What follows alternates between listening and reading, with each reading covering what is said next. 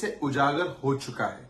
जिस प्रकार से डीएमके जो इंडी अलायंस का हिस्सा है उसके नेता उदयनिधि स्टालिन कहते हैं कि वो न केवल सनातन धर्म का विरोध करते हैं बल्कि उसकी तुलना बीमारियों से करते हुए उसको नस्तनाबूद खत्म करने की बात करते हैं। मतलब कि जिस धर्म में 80% लोगों की भारत में मान्यता है उसी को समाप्त करना है, उसके अंदर आस्था रखने वाले लोगों को एक प्रकार से समाप्त करना है।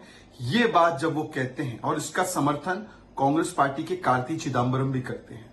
क्या यही मोहब्बत की दुकान है राहुल गांधी जी? और ये कोई हैरानी की बात नहीं है। इनके गठबंधन से समाजवादी पार्टी का अभी बयान आया था कि हिंदू धर्म धोखा है। इनके पार्टी से आरजेडी का किस प्रकार का बयान आता है वो भी हमने देखा है।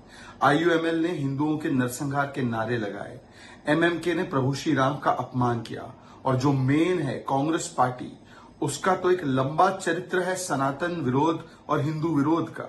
हिंदू टेरर, प्रभु श्री राम है ही नहीं, राम मंदिर का विरोध। ये तो अभी मणिशंकर अय्यर ने भी बताया है कि किस प्रकार से सनातन विरोधी डीएनए है कांग्रेस पार्टी का।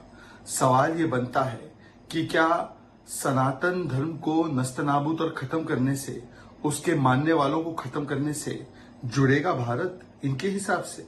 और जो उद्धव ठाकरे जी जैसे लोग हैं जो अपने आप को हिंदुत्व का सबसे बड़ा पुरोधा बताते हैं, क्या कहेंगे वो?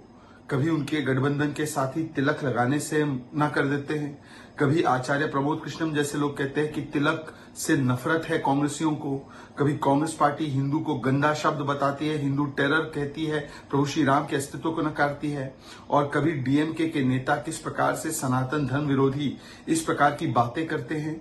तो ये सीधे सीधे दिखता है ये मोहब्बत की दुकान नहीं, ये नफरत के भाईजान है केवल वोट बैंक के लिए, ताकि वोट बैंक की मिले ताली, इसलिए हिंदू और सनातन धर्म को दो गाली। Once again, the Indie Alliance has shown its true face. Bharat Virodhi face, Hindu Virodhi face. DMK's leader Stalin, the statement he has made comparing Sanatan Dharm with diseases, and has also said that Sanatan Dharm should be terminated, should be finished, should be extinguished. This is nothing less than a genocidal call, and it has been supported by Karti Chidambaram of the Congress Party. This shows the mindset of this alliance. It's not a one-off statement. Samajwadi Party says that Hindu Dharm is a dhoka. IUML had raised genocidal calls against Hindus in Kasaragod. MMK made a poster mocking Prabhu Shri Ram.